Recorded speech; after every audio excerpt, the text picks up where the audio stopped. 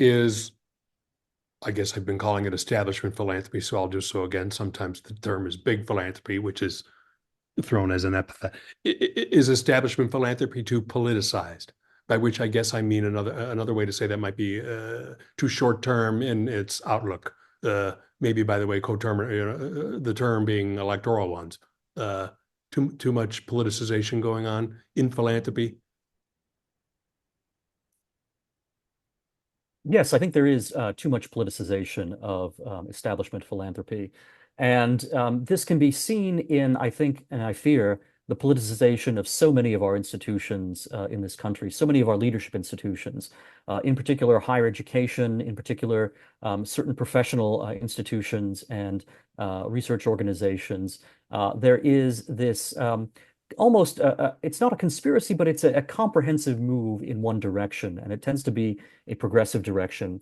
And this comes through, at lower levels as well. When journalists, for example, who have taken on not just certain ideas, but a certain overall outlook from their education in college and from some of the sort of post-collegiate institutions that they're involved in, they begin to, talk in these conceptual terms that were cooked up in a college classroom, which in turn was, perhaps, had faculty who were supported by philanthropy in various research projects. And there's this translation of, in many cases, quite radical ideas into, not just the academy, but also into the media, into, organizations that Americans are involved with at every level. And yet, the American people, as voters, and the American people just in their neighborhoods, have not really had enough of a say in these quite radical new ideas. And that, I think, is a problem that establishment philanthropy has created. It has, in some ways, short-circuited the democratic process by being so effective in some ways that it has actually created a massive backlash against the very things that it was supporting. Yeah. So as conservative philanthropy, uh, which to me is much smaller than establishment, but okay, it's in that world and enjoys the prerogatives of it and knows that. As conservative philanthropy tries to work with establishment or even counteract, is it paying too much attention to ideas, or should it maybe be uh, more concerned with operationalization, as some might say, or more grassrootsy reaction? Or I guess I'm asking you to defend ISI and groups that are working with ideas. It's too much of that, or time to pivot from that, or what? What should the ratio of ideas to? Well, Uh, I understand where the criticism is coming from because I think, conservative philanthropy can look at its investments in a whole suite of institutions in the 1990s and the 2000s and in the 2010s and say, what did we get for all of, the tens or hundreds of millions of dollars that we poured into this? You had a set of ideas and perhaps even a set of leaders who were discarded by this populist upsurge in 2016. My view of this, however, is that conservative philanthropy should have been paying much more attention to ideas at a much earlier stage, and then this surprise would have been avoided. And perhaps, some of the investments of conservative philanthropy would have been more effective. Again, I think ISI, Modern Age, the American Conservative, a number of other institutions which perhaps were not the most, best financed or, the most politically important. Nevertheless, many of us were sounding alarm bells about the direction that conservatism and its institutions were moving in 20 years ago or more. And again, it's not the case. I certainly am quite happy to defend my record, of 20 years ago and my predictions and what I anticipated. But it's not a matter of saying I was right and someone else is wrong. It's a matter of saying that 20 years ago, there were people on the right and, institutions that were receiving philanthropic support, and I think philanthropists themselves, who simply didn't want to hear the things that some of us had to say. And when you shut your ears to bad information or information that may be, compelling you to take another look at a situation, you're setting yourself up for a fall, and you're setting yourself up for the kind of surprise that so many institutions and philanthropists got in 2016. I think the great strength of philanthropy, and this includes conservative philanthropy, is it can afford to be patient and it can afford to be confident. So philanthropy can work on much longer timescales, certainly than politicians or political activists can, much longer timescales than journalists, and really, longer timescales even than most policy shops and institutions. Only institutions that are focused on the very highest level of ideas. Some of the institutions and some of the more philosophically oriented think tanks have a time scale that is anything like as large as that of philanthropy. I also think philanthropy can be confident because it should have this sense of playing a long game and not this idea that, if you don't see immediate results or if you see a result in 2016 that surprises or dismays you, that therefore everything should be cast aside. The confidence that philanthropy should have, the time scale that it should have, means that it can afford to be experimental and it can afford to be capacious. And I think part of that capacity and experimentalism means talking to, sort of serious thinkers and really questioning some of the foundations of, the assumptions that so many in America's leadership class, including so many conservatives, have today. That you really need this investment in deep and serious thought if you want your operationalizations to be successful. So I think, for example, that we need more thinkers like Robert Nisbet on the American right. Nisbet was a great conservative sociologist of all things. He wrote many important books, one of them being The Quest for Community in 1953. But we don't have any grand thinker on the American right quite like Robert Nisbet today, someone who combines the big picture of American society and Western civilization with some very concrete work on American families and American institutions. Instead, we have, some very good conservative philosophers who are, in the academy and are very much of the academy.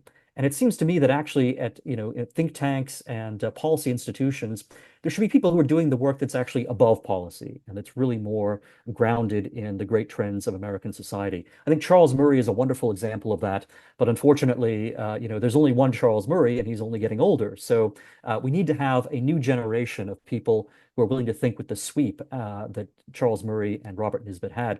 And I think philanthropy has a vital role in identifying those people, cultivating them, and in planting many seeds, trying to raise up that kind of level. What you wind up with, if you don't have those kinds of top tier thinkers, is you can start operationalizing, but then you find out that when you operationalize, you're actually not prepared to capitalize on your success, and you're not prepared to recognize when you've failed.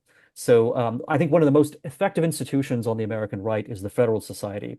The Federalist Society has been a spectacular success, particularly in the reform of the American judiciary, and we see that very much on the Supreme Court. But we also see that the Supreme Court will now, produce decisions that conservatives are very happy with, and yet conservatives then say, well, now what? What do we do now that Roe v. Wade has fallen and the Dobbs decision has, taken out Roe v. Wade? It's much harder then to address the social questions, which are actually underlying the political questions of what happens in an abortion referendum or what happens in an election. Mm-hmm. So I guess this is the last question. But let's just pretend I'm a legacy conservative foundation program officer, which I used to be, and you can be you. I guess you don't need to pretend. But if I were to say, well, this populist ascension thing, that was like, summer theater, that will pass. I think I know your answer, but you would say, oh, I'm not so sure, and don't be so sure. I mean, would that be right? And I don't know what my timeline for passing is, but how permanent is that? We're going to revert, aren't we? Regress back to the mean, and things will be great again. We can look for the next Jeb Bush or something. But how permanent is this? Well, I would say anyone who had that point of view should ask themselves, why did this happen in the first place? And if it can happen once, surely it can happen again.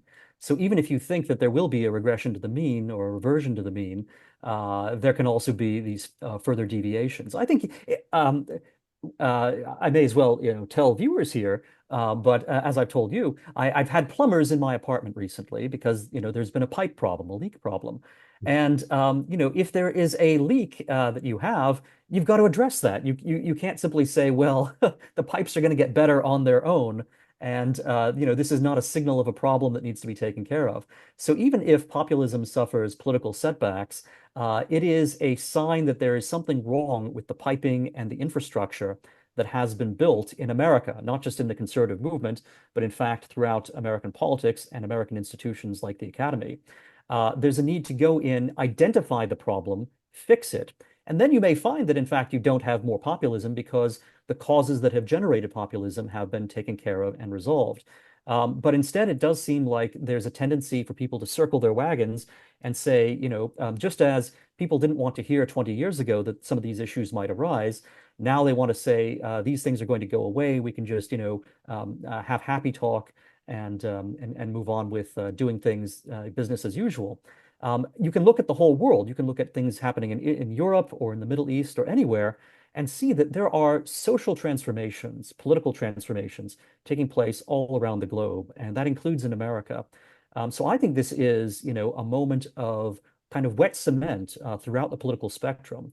And this is a time for new building. And again, it's a time for building based on lessons that have been learned, over decades of successful conservative philanthropy.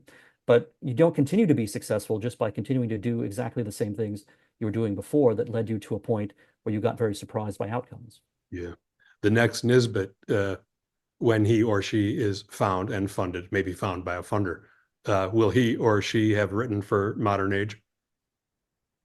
Modern Age is certainly the right person, not only for such a person to publish in, but it's a place where I think philanthropists might actually discover a leader like that. So it's certainly what we aspire to feature, thinkers of that caliber in our pages. Great. Well, why don't we end there, Daniel McCarthy, unless you have something else you might want to add? The only thing I'll add is that you can find Modern Age at modernagejournal.com. Great. Perfect. Thanks so much for doing this with us. We totally appreciate your time, Daniel. Thanks, Mike.